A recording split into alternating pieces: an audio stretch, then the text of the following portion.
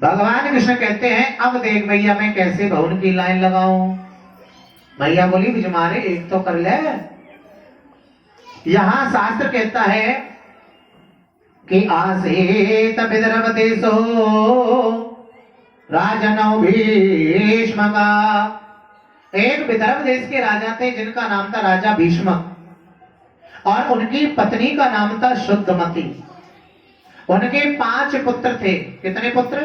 5। कौन कौन से? रुक्मी, रुकमबाहु, रुकमरथ, रुकमकेश और रुकममाली। ये 5 पुत्र थे राजा भीष्म के।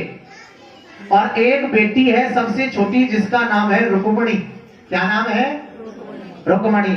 लेकिन रुक्मणी ने मन से बचपन से ही कृष्ण की लीलाओं को सुना, तो रुक्मणी ने मन में विचार किया कि विवाह करूंगी तो कृष्ण के साथ करूंगी, नहीं तो कुंवारी मर जाऊंगी। लेकिन रुक्मणी चाहती है, रुक्मणी के माता पिता चाहते हैं, लेकिन रुक्मणी का भाई रुक्मी नहीं चाहता। और उसने अपनी बहन का विवाह चंदेली के राजा शिशुपाल के साथ में तय कर दिया। और बारात लेकर के शिशुपाल आ गया रुक्मणी के पास में, विदर्भ देश कुंदनपुर में आ गया महाराज। अब जैसे ही कुंदनपुर में बारात लेकर के शिशुपाल आया, आज रुक्मणी रोते रोते चिट्ठी लिख रही है। क्या लिख रही है? पहले फोन तो नहीं थे, अगर फोन होते तो डायरेक्ट फोन करती, कन्हैया थे कि जल्दी आ जाओ शिशुपाल आएगो। लेकिन भैया चिट्ठी लिखी, पाती लिखी, और रोती रोती चिट्ठी लिखे सुदेव नाम के ब्राह्मण को दिया। और सुदेव नाम के ब्राह्मण को देने के बाद शास्त्र कहता है आज जैसे ही ब्राह्मण देवता को दिया है, जाओ भगवान कृष्ण से कह दो जाकर के, या तो मुझे ले जाए नहीं तो मैं अपने प्राणों का अंत कर दूंगी। भगवान कन्हैया के पास गए द्वारका, भगवान ने चिट्ठी पढ़ी, चल पड़े द्वारका।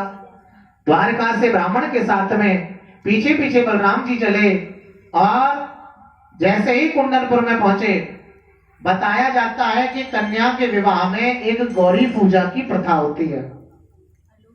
आज रुक्मणी अपनी अष्ट सखियों के साथ गौरी पूजन करने जा रही है।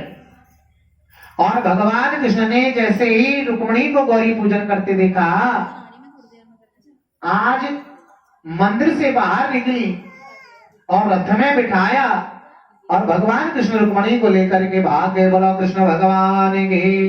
पूरे कुंदनपुर में अल्लाह हो गया, ले गया ले गया ले गया ले गया। चारों तरफ से सब दुष्टों ने घेर लिया, लेकिन बलराम जी ने शंख बजा दिया।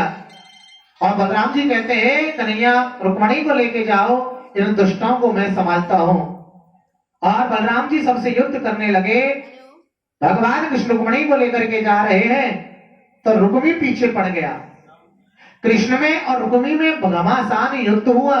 भगवान कृष्ण ने रुक्मी को पराजित किया, और रुक्मी वही भोजकट नाम का नगर बना करके रहने लगा।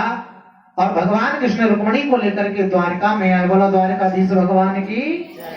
पीछे पीछे बलराम जी भी आए। अब तो बताया जाता है भगवान के विवाह की तैयारियां होने लगी, प्रकरण होने लगा। द्वारकापुरी को सजाया गया, कृष्ण को दूल्हा बनाया गया और रुक्मणी को दुल्हन बनाया गया। चारों तरफ निमंत्रण दिए, सबको बुलाया गया। एक बात कहें, आज की जो कथा विश्राम लेगी वो कृष्ण रुक्मणी के विवाह पर ही लेगी महाराज। कल भगवान के अनन्य विवाह होंगे। 16,108 विवाह हुए, एक विवाह आज हो गया। 16,160 विवाह कल होंगे, और कल ही सुदामा चरित्र होगा। क्या होगा? सुदामा चरित्र होगा। कल सुदामा जी की झांकी आएगी, बड़ी सुंदर व्यवस्था होगी। कल का ही दिन और होगा। जो भक्त आज तक नहीं आए वो अगर कल कथा में आते हैं तो उन्हें भी 7 दिन की कथा का फल मिल जाएगा। ये कथा बार बार नहीं मिलती, ये बड़े भाग्यों से मिलती है। जाने सो ताने भैया, जो नहीं जाने उसको समझाने वाला भी बेकार होता है। तो ये कथा हमें सुधारने का काम करती है, हमारे जीवन में आनंद करने का काम करती है। प्रेम से बोलो जय जय श्री। और एक सबसे बड़ी बात, कल सुदामा चरित्र, बहुत से कहते महाराज सुदामा जी पे चावल नहीं चढ़ाए जाते। एकादशी को। लेकिन एक बात बताए, चावल खाए नहीं जाते। सुदामा के लिए तो चढ़ा सकते हैं, क्योंकि सुदामा जी चावल लेके ही भगवान कृष्ण के पास गए, तो चढ़ाने में कोई दोष नहीं है। लेकिन खा नहीं सकते, खाने का पाप लगता है, खाने का अपराध लगता है।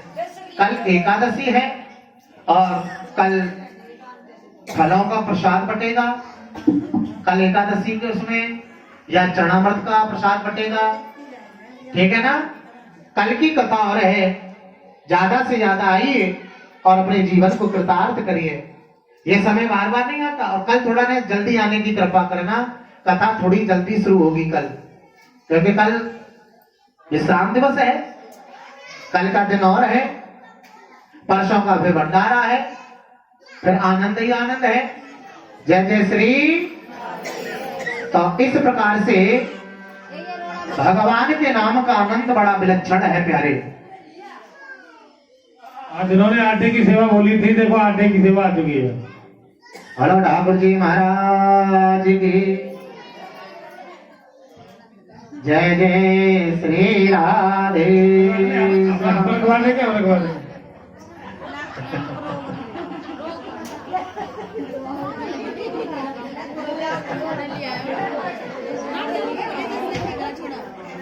रखवाले की कोई बात नहीं। देखिए आटे की सेवा जहां से हुई थी, बहन जी की तरफ से आटे का दान आ चुका है। एक बार तालियां बजाकर स्वागत करें। और जो भी भक्त भंडारे में जो सामान लिखवा रहे हैं, वो अपना पूरा सामान कल शाम तक। श्रृंगार सावरे लागे दूल्हा सतो दिलदार सावरे, लागे दूल्हा सतू दिलदार सावरे। तेरा किसने किया श्रृंगार सावरे, तेरा किसने किया श्रृंगार सावरे।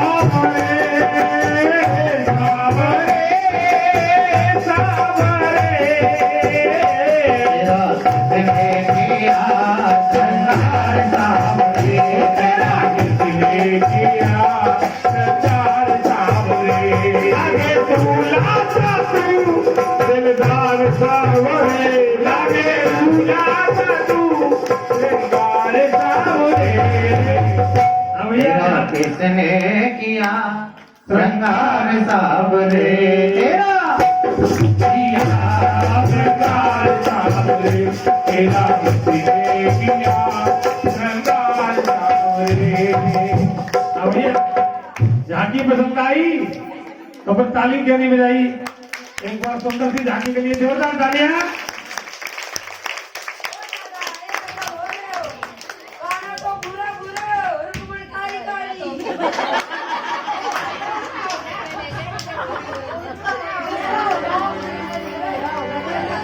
बोलो कृष्ण भगवान की।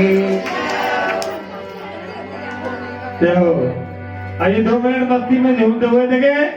सबसे पहले गुणी मैया का तिलक करें ठाकुर जी।